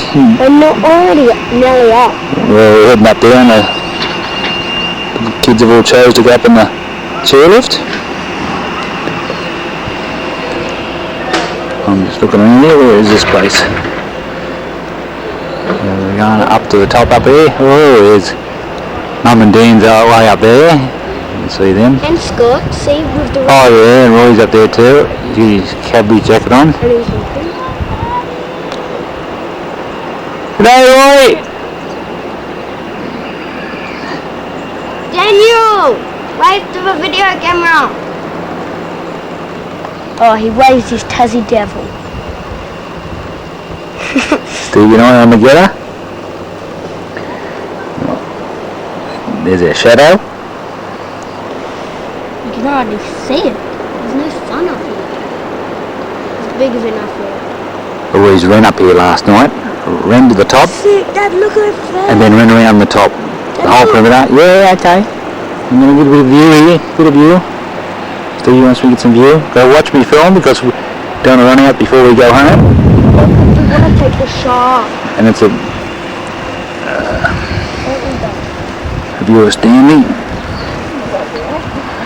On that beach down there was a shark. This is where we're staying down here. And here, I don't know if you can see our caravan in the van. Is there a van? See the van down here? Yep.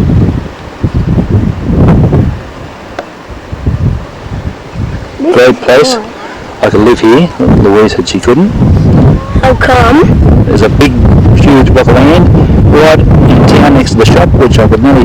There's the block of land just here. I'll show you the block of land here, right next to this shop here. Yeah, and you see the Great sheep. huge block of land with a sheep on it, and it's Zoom in on $40,000.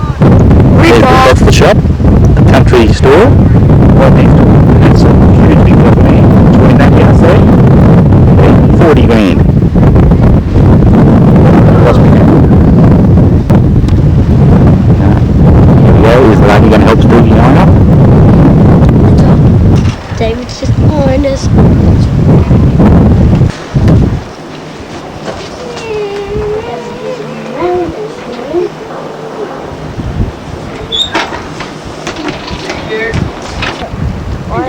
This is a view from the nut up at Stanley. We've been up the chairlift. down the fish, down at all the wharf area where the seal cruisers leave. And we're at Tasmania. Around here. Actually, they're just back this way a little bit, around that rock, the harbour, but we can't see it from this point. It's a very striking town. And a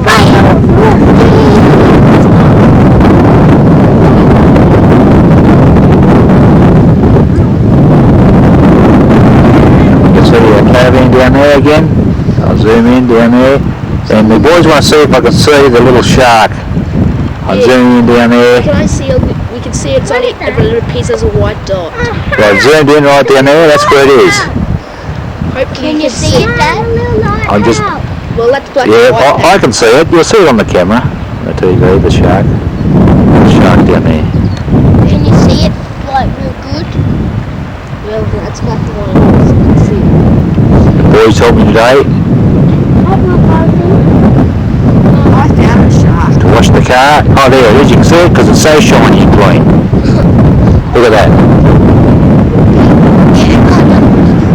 It's a big street.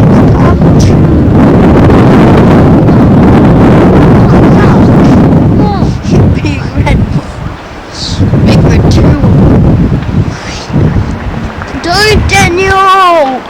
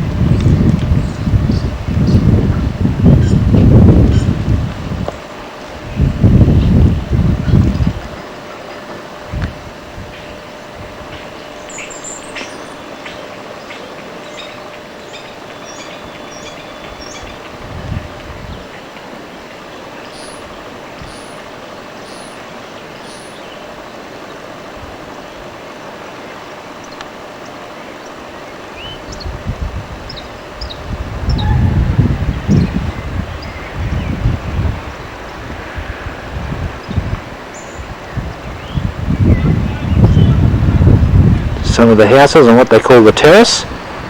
It's a little one-way street just underneath the nut.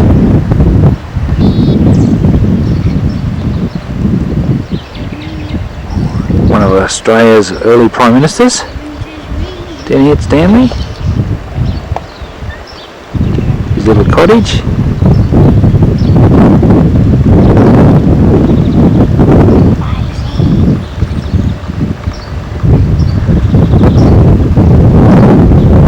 Terrace.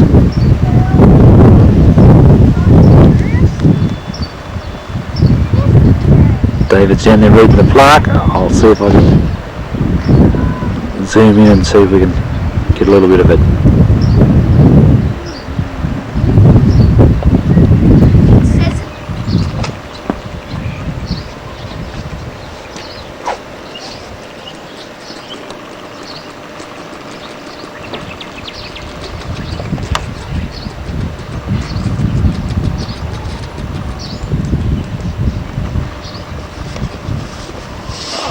Oh, good.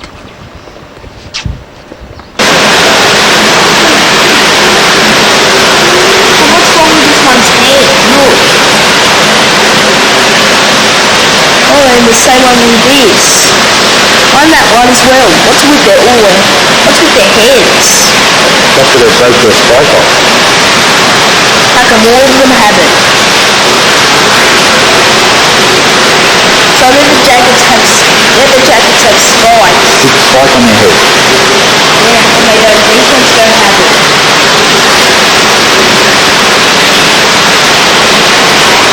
These pretty blue ones. Over there.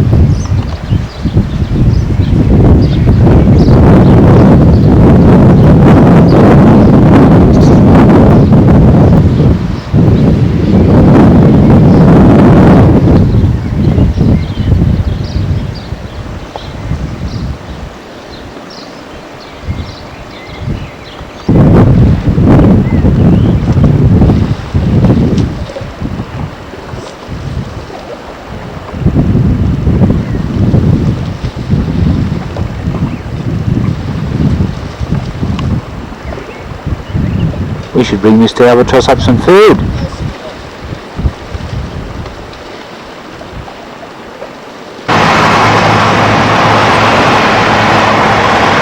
2 hours away from departing.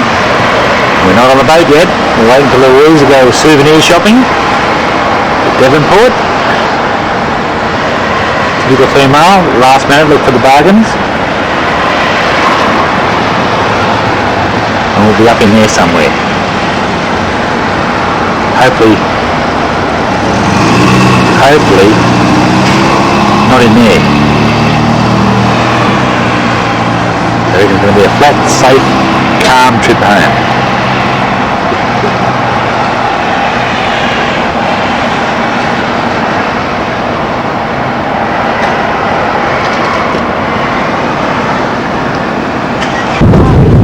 Here we go, yes, this is the last point of land. Devonport, next stop Melbourne. And who's this little fella here? Where's Captain Roy? Just look at Captain Roy. Here's Captain Roy. Bye to Tasmania, Roy. Where's Dave? That's it.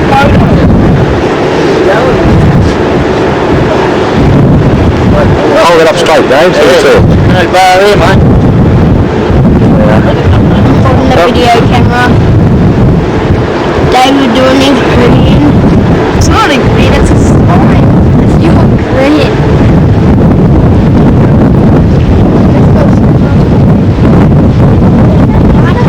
That's, went to? yep, that's the lighthouse. So the last point of land before we go. Let's wait tomorrow.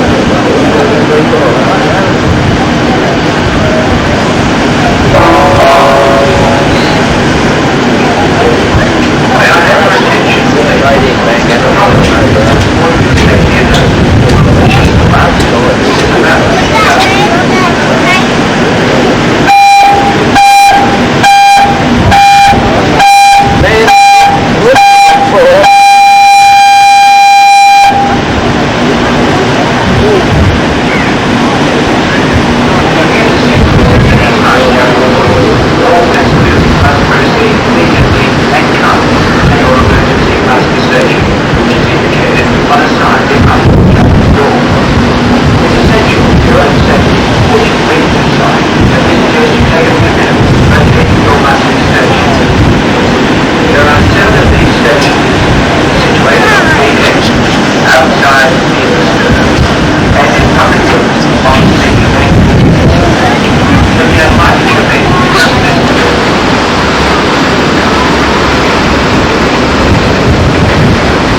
That's his new ad.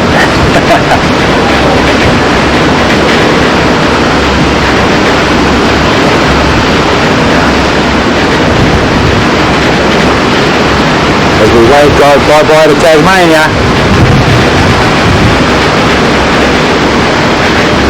I still haven't seen a Tassie devil.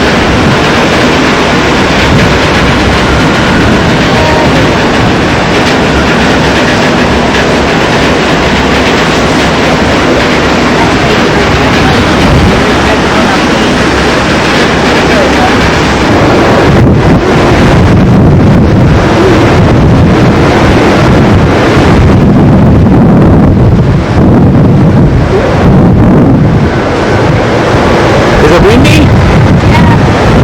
Cold. You want to go inside? Yeah. Okay, let's go.